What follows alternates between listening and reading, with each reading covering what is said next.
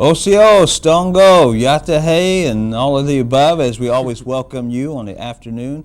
Another program here on the Native News Today. Jason Salzman with Gerald Wofford. We are up to program number 52. Yeah, we keep mentioning every episode and their number and everything as we climb that proverbial mountain to television history, I guess you could say. I mean, we're just talking about our history with our program as we continue on and everything. And we thank you for watching us here, making this a part of your schedule and everything. A lot of you all out there are setting the VCRs and timing those, or maybe even the DVRs now, with all the modern. I mean, everything's going crazy. You got the Blu-ray disc and all that junk. And I mean, we're in TV, and sometimes we don't even know what they're talking about. You know what I mean? So I mean, it's all good. Yeah, we've had people tell us they're recording the program, and we thank you that you are, moms out there, mom and dad. No, yeah, thanks, Mom. Yeah.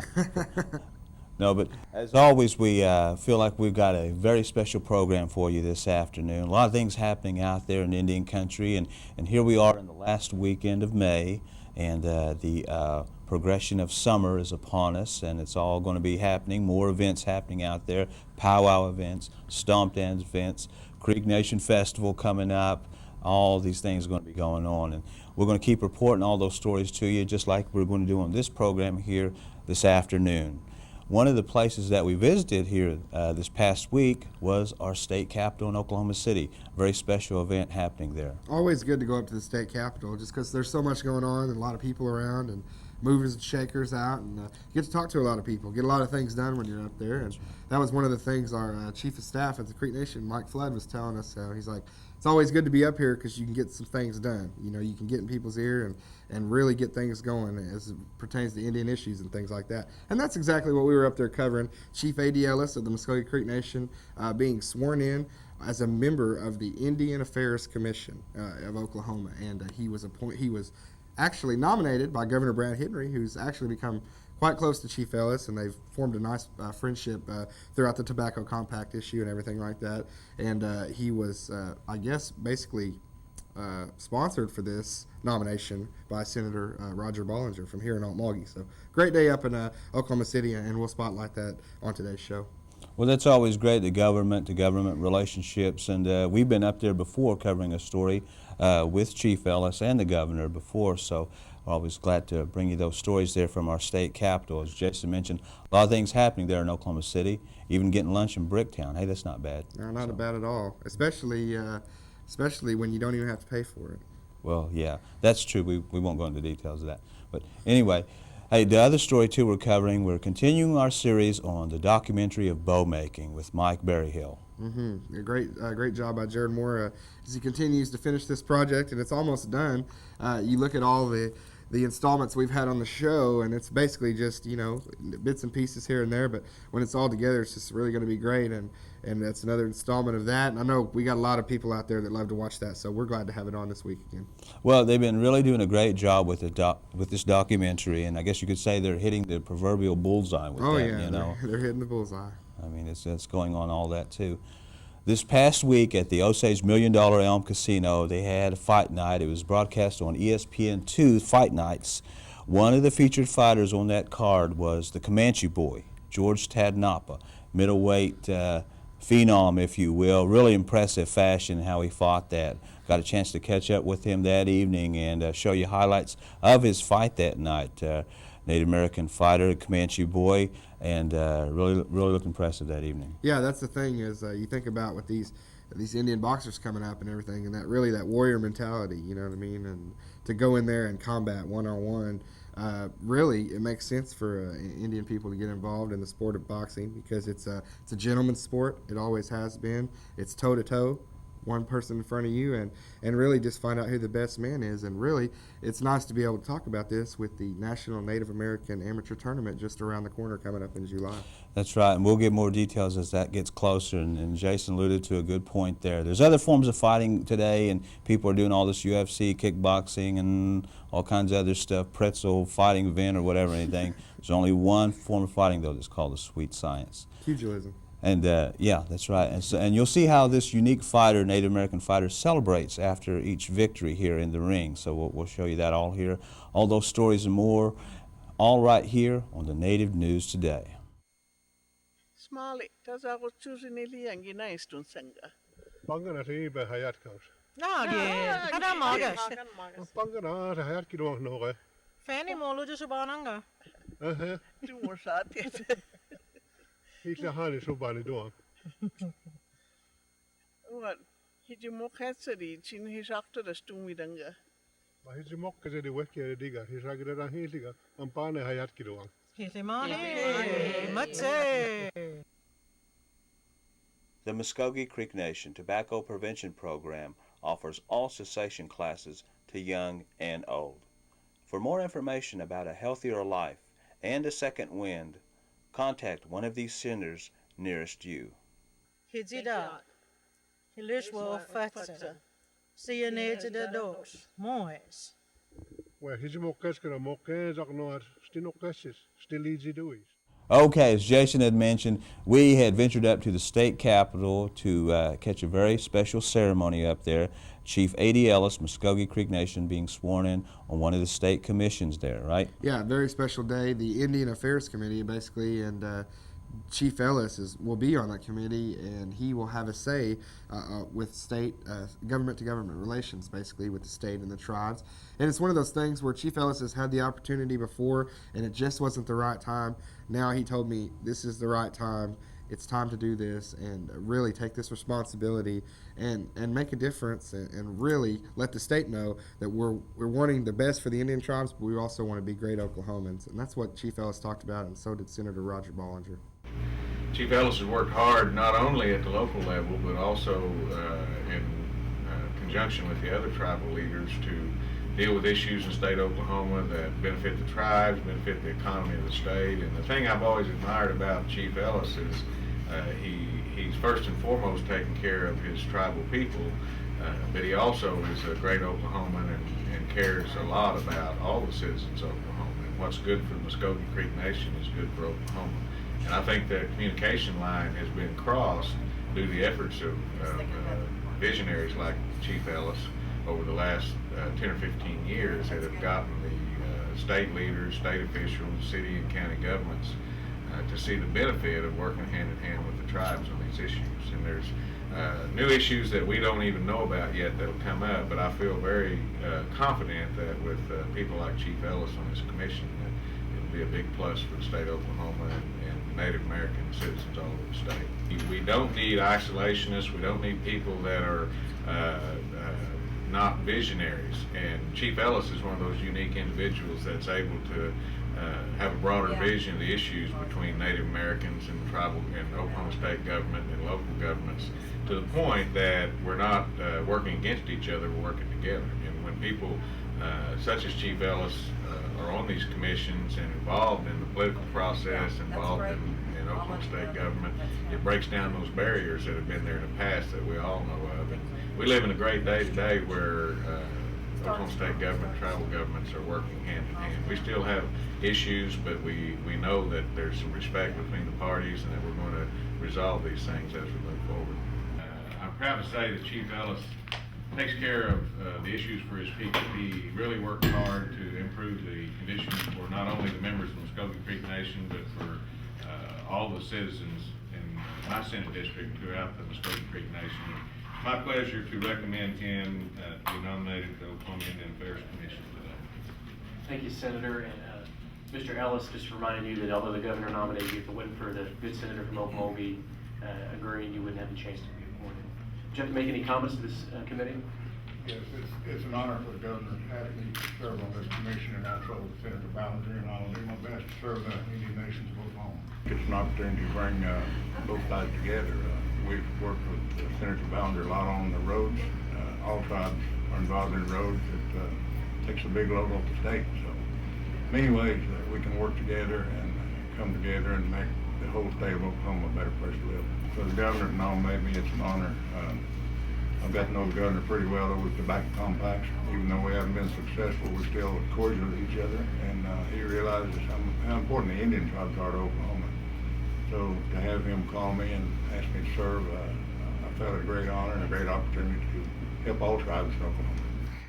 You know, Jason, anytime that you get to go up to the state capitol and cover a story tribally related as we did, you almost feel like an ambassador entourage, a group there, you know, because you're representing the tribes and everything, going in there and meeting with state officials? Yeah, that's true. I mean, we went up there and it kind of felt like, you know, we were the muscle for the administration there. You know, we were the muscle. We're the mafioso. Exactly, man. It was like me, you, and Jared, and we walked in there. That's a Creek word, isn't it? Mafioso? Something like that. Local Creek Mafia, something like that. I don't know. Yeah. But hey, also too, our thanks to Chief Ellis for buying us lunch that afternoon. We alluded to that earlier about doing that. Thanks, so, Chief. We love you, Chief. Mado, yeah. Yes. That's Italian, isn't it, Mado? Mado. No. No, I don't think so. Okay. That's Creek for thank you. Okay. Well, hey, as we continue on here, as we mentioned here, our documentary on bowmaker Mike Berryhill. I know a lot of you people have been following this throughout the winter months and now in the spring, and as we're getting closer to the summer, you're seeing the art, a very creative, unique art here of Muskogee Creek bowmaking. Yeah, it's wonderful. And we talk about, you know, joking around Italian, whatever. This is authentic Creek right here. It doesn't get much more Creek than this. And Mike Berryhill making his bows, and everybody out there enjoys this. So enjoy this one. Here I'm going to show you what we're going to be doing, hopefully, with this piece of wood. I don't know how far along we'll get with it, but as you take the wood off of after you finish getting the sides, and then you start on the belly, thinning it down, and you notice the thickness of it tapers some, if you can pick that up. You don't want it all one thickness because it'll never bend. As it gets closer to the end, you gradually taper it down in thickness all the way to the tip. But you don't want a real thin area right in here, but because if you do, that'll create a weak area right here. It has to be a certain amount of gradual tapering of that limb all the way up to the tip. And then I do what they call a ground tiller. As I'm doing this, I'm getting close to where I want to be with my tillering.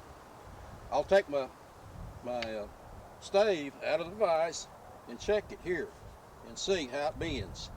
And see, I'm testing it, seeing how it feels. And I'm thinking in my mind all the time, I want this to be about a 50-pound bow. So being that you got this limb pretty close, and you got this end here worked down on this other limb, you take it and bend it and see how it feels.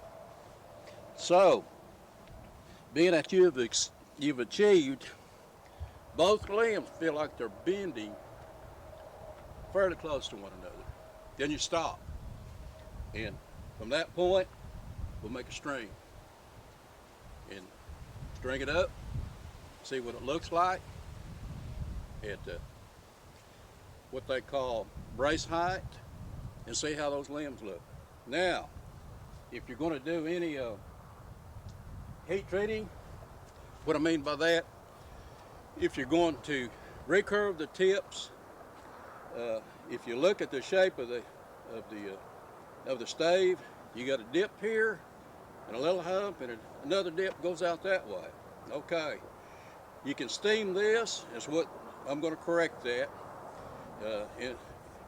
ahead in the future with steaming. I'm going to try to straighten this out. This limb looks fine here, but I'm going to put a recurve in this area here, just a slight recurve. And straighten this out, let this set, and then I'll steam this in here and put a little recurve in it, because you can straighten that out. It can be straightened out. Okay. This bow here is pretty straight. This has got a little arc in it, what they call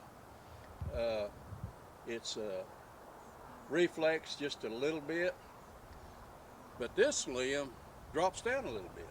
Okay, I'm going to recurve both of these, probably the tips on this bow, and this limb here will look just like that limb over there. And this bow here, I'm hoping will turn out to be maybe a 45 to 50-pound bow.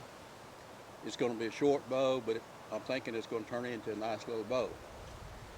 And I've done the same thing with it. Tiller both of them, not to the final tillering. You're real close.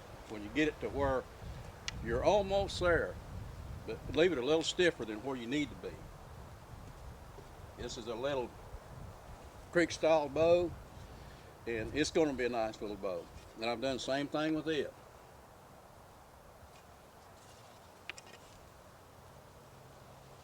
What I'm looking for when I do that is, like I said before, and I may sound repetitious about it, but you have to get this almost, if I can use the word, programmed into your mind, feeling and sight, and seeing how those limbs arc.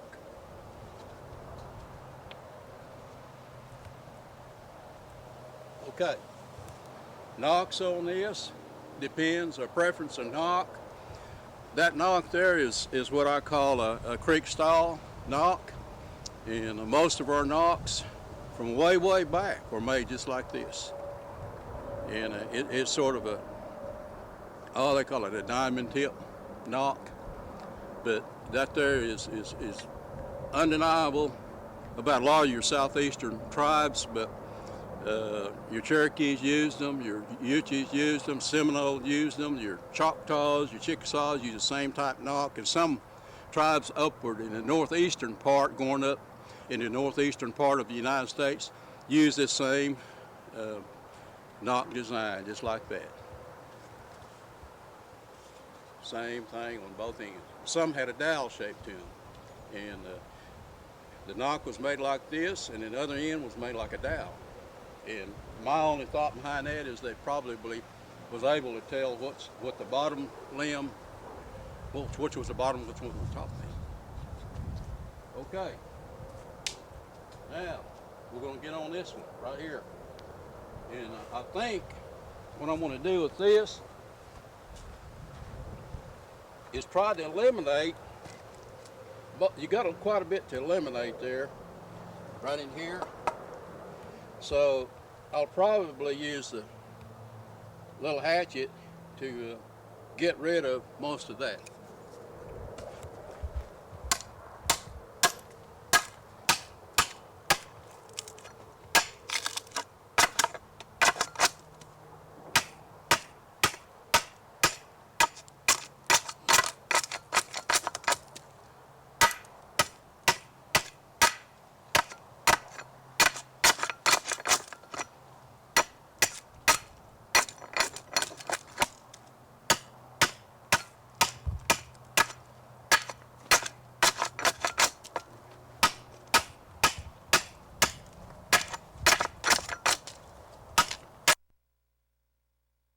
All right, program number 52 on the Native News Today. We're just rocking and rolling and going along here, doing the stomp dance in the counterclock way, northern southern drum, all of it going on here.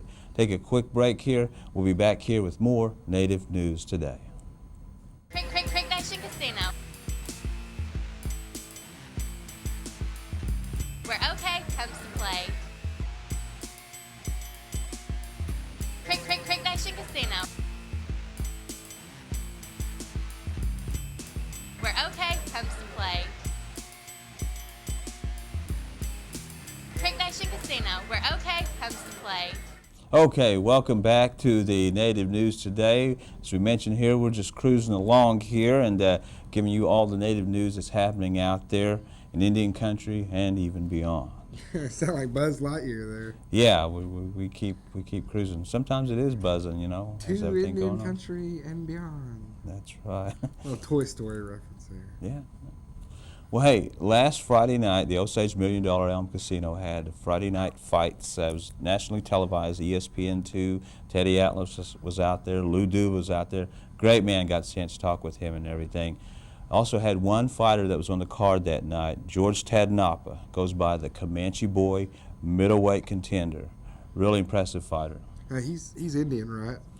Yeah, Comanche Boy. Oh, yeah. okay. Well, he's from Denmark, Okay. but then no, he's not from Denmark, but he's from western Oklahoma, Comanche Boy, fought in a very impressive fashion, and has a way of celebrating very uniquely after he disposes of his opponents. And I can tell you what, he's been doing a lot of those victory celebrations with what he does with his opponents here. George Tadnapa, the Comanche boy, fighting at the Osage $1 Million Elm Casino.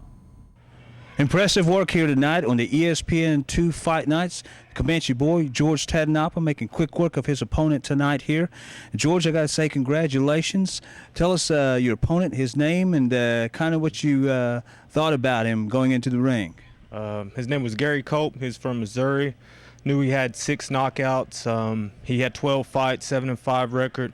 I knew I had to watch a right hand and just stay on him. Let him know me. You know, I'm the one throwing the blows in there, and I'm bring my offense and not give him a chance to do anything. Open him up with my jab and just let the rest do the rest. You know. George, every fighter is his own worst critic, grades himself very high on a high standard, and I know you're that way. You demand perfection in the ring and everything. If you were grading yourself tonight, your performance, short work of it was of your opponent, what grade would you give your performance? I give myself a B. I could have, threw my right a little bit more. I snapped my jab. I opened him up. I didn't sling the right enough. I mean, just, throw more hands in there and just let it loose a little more. Had 4 rounds. I should just, left it all in the ring, but I got a knockout and I didn't get hurt, and I'm living to fight another fight now. Well, George, you certainly seem to be a fan favorite out there, and I want to comment, or have you comment rather, on after you won the victory, on your victory dance. Tell us a little bit about that victory dance, what that's all about. Well, that dance, it's my war dance. It's no fancy, no traditional. It's just my victory dance after I get a knockout. I don't do it after a win, and unless it's a great win. It's usually a knockout, and it's just how I feel, and it's how I celebrate, and I just, let the world know that's the Indian boy doing his thing. And want to tell the audience out there right now that George is a member of the Native American Boxing Council. He's a contender on the super middleweight, on the middleweight division, and very soon we'll be having a title fight for that as well. And George, we know that's in your future as well. But just immediate future, is there any fights perhaps next month or anything just in the immediate future for you? I'm going to take a week off, just go see my family, go down to Louisiana, little Cajun food, little boudin. Come back to the gym a week later, get after it again. I'll be ready to go in June, ready to go in July, August, September. I need that NABC belt, so all the men and boys out there, middleweight right here. That's the words from the Comanche boy, George Tadnapa, right here. George, best of luck to you. Appreciate it. Thank you. Proud to be ended. This would be cool. Yeah, okay. Ready? Okay, here we go. Oh. Go, Chase. Come on. Wait, we're back on. We're back on. We're back on. Sorry, Okay. sorry. Okay. Keep that bag kind of looking Yeah. and everything like that. Jason, I have to admit, we were boxers at one time. We've been boxers before. Yeah. Our moms took us to the grocery store and said, put those box of groceries in the back of the station wagon. No, I thought it meant we owned boxers. Like Oh, twin well, boxer well, dogs. that too, Okay. that too. But this is a family show, so we won't go into that. Oh, okay. But we have boxed groceries. So And we before. prefer boxers over briefs. I mean, that's too much information, but hey, So, this is the informational show. Anyway, knowing us here on the Native News Today, as we get to know you too as well here, all the news segments that we bring here, we love it that when you bring us the information and tell us what's going on, hey, you got a grandson, granddaughter you're just proud of, they've been doing some great things, and they deserve that recognition. We want to make sure they get that recognition. So, hey, keep telling us of those stories that's happening out there, and we're going to give you that contact information again out there. How do they get in touch with us, Jess? Absolutely. And even if you're not proud of them, we are. So just let us know. And you can do that by phoning us at 918-732-7638 or our fax number at 918-758-0824. Goodness, man, I'm having trouble remembering the numbers today. But I do know our emails. I promise you, I know our emails. jsalzman@muskogeanation-nsn.gov and gwofford@muskogeanation-nsn.gov, right? That's right. Okay, That's right. Thought so. Wait, look down there. Okay, never mind, it's gone. And a general idea we kind of just been throwing around here in the Native News Today is eventually we're going to have some T-shirts and everything created, some type of promo campaign and everything here. Here's my idea. I think that they at home, you all at home, and I'm talking to you, You sitting on the couch right now. You and you and you and Eating you. those nachos. Yeah, put those nachos down. And save us some. Put down that burrito. No. Honestly, we ought to have them at home. Call us up, 918-732-7638, and give us ideas for a t-shirt. Or if you're an artist out there and you want to draw a design, go ahead. Maybe you want to make a little mural of me and Gerald. The sunny sky behind us and some... Well, maybe not go that okay, far, wait but a minute. I'm if stretching there. If you want to put an eagle flying over a mountain, That'd be good. something like that, a Okay. little stream. And maybe we'll something. take some ideas for a slogan. That's right. And if you are the winner, we're going to feature you here right on the program. Yeah, we'll bring okay? you on the program. Absolutely. And we want to come on the show? Come on the show. It's no big deal. You know what's really funny, though? Is I've found out just how much these viewers get into this show this last week. Because as you remember, I mentioned how there's the best, I found the perfect fry bread on 5th Street in Eufaula. Oh, that's right. I had people calling like, where is it? You know, I mean, or people that would call and see the show and say, oh my gosh, is it like a store? Can I go and get it at this store or whatever? And I'm just like, no, man, it's this dwelling, this Fifth abode, Street. if you will, that you can go get it. But not just anybody can get it. That's what I'm saying. You know what I mean? You got to be special. 5th Avenue, right? New Fifth York Street. City? No, no, Park Avenue. Oh, okay. All right, not 5th Avenue. 5th Street, Eufaula, Oklahoma. Things not going so good in New York City these days. Yeah. Well, Specifically in the Bronx with the New York Yankees. Well, as we got to kind of just talking here about Native News Today and Yeah. everything here. Change the channel. Not you. No, Okay. don't touch that remote. Okay, just Stop. Yeah, just relax there and then breathe in and enjoy the show here. Mm-hmm. But yeah, that promo we're serious about. We'll have you even come on, maybe even just co-host you, right? Put Just you stand right behind here us. and you can I can talk. prop my shoulder up when I get tired. Yeah, kind of look at the camera Mm-hmm. and everything, and you can talk. Might even let you say something in tribal language. Yeah. That would be good, wouldn't it? Do the weather in tribal Yeah. language. Let's just say Dakashan or something like that. Mhm, No, yeah. that's not tribal, is it? Well, it's like an old That's tribe. German. Yeah. European. Okay. Well, hey, we're going to wrap it all up here in the Native News Today, as always. But thank you for joining us here, making us a part of your Saturday afternoon. Let us know about those stories and everything. We want to cover them all out there. Bring them in. Bring them in. That's right. For our producer, Jocelyn, Jared Moore, Jason Salzman, and Gerald Wofford. In the meantime, take care. God bless. We'll see you soon.